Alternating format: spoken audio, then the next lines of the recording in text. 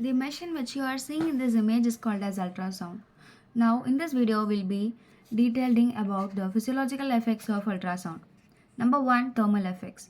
As the ultrasound waves are absorbed by the tissues, they are converted into heat. The amount of heat developed depends upon absorption of the tissues. Example, protein absorbs ultrasound more effectively and therefore produces much heat. The number of times the treatment head passes over the part. The efficiency of the circulation through the insulated tissue.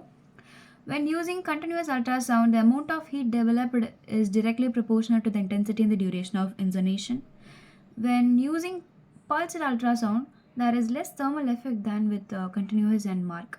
Space ratio will be 1:4, produce less heat than 1:1. Reflection of the ultrasound at the tissue interference produces a concentration of heat effect at the specific point.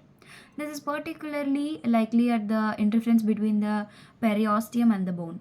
As reflection from the bone occurs, there is double intensity of the ultrasound in the periosteal region.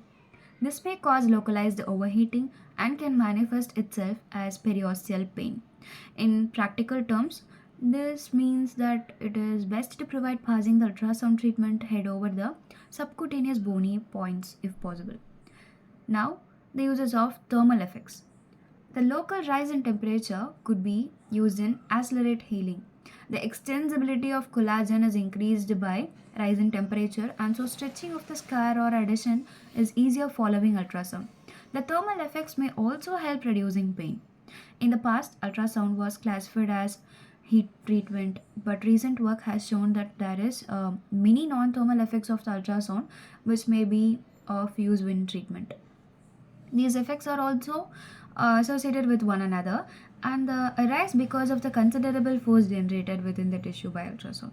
The non-thermal effects or cavitation, that is stable cavitation, unstable or the transient cavitation. Mechanical effects or micromassager.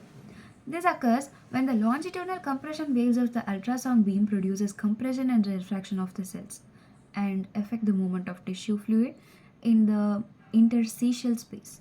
This can help in reducing edema. Combined with the thermal effects, the extensibility of the scar and adhesion could be affected in such a way to make stretching them easier. It is also possible that the mechanical effect could help reduce pain. Number 4 is biological effect. Ultrasound can have some useful effects in 3 stages of repair: inflammatory, proliferative, and remodeling. Number 1, inflammatory. Ultrasound probably increases the fragility of lysosome membrane and thus enhances the release of their contained enzymes. These enzymes will help to clear the area of debris and allow the next stage to occur. Proliferative. Fibroblasts and myofibroblasts may have the Ca++ ions driven into them by ultrasound. This increases their mobility and encourages their movement towards the area of repair. The fibroblasts are stimulated to produce the collagen fibers to form scar, and myofibrillators contract to pull the edges together. Number 3, remodeling.